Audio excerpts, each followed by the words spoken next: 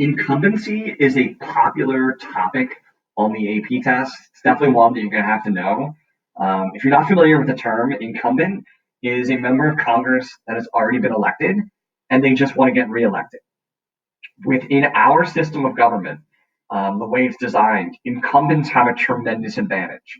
They just have a bunch of advantages built in that allow them to kind of get reelected over and over again. They have major advantages over their challengers. And remember, there's no term limits for members of Congress, unlike the president.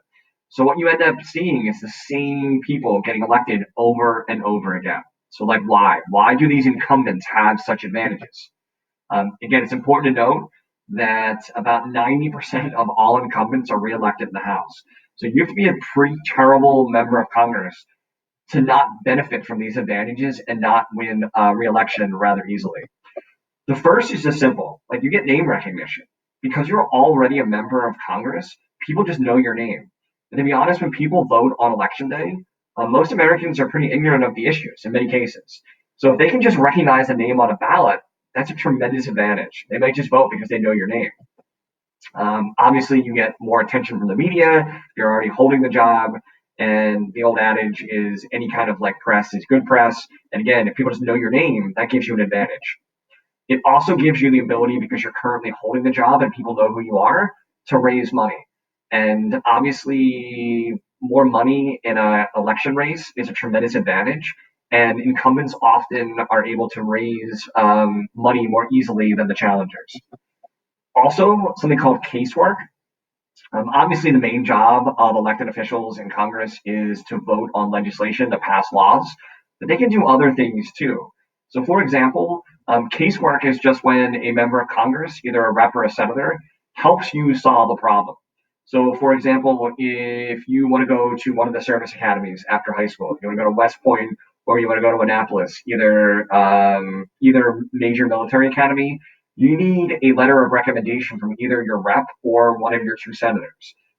Obviously, if one of those people comes through for you and writes you a recommendation, there's some loyalty that they earn by doing that.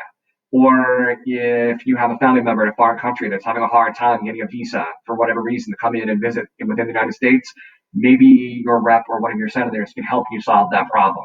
So casework is something that one of these elected officials can do to sort of help you solve a problem and thereby earning your loyalty for helping you out. Franking is another privilege that incumbents have.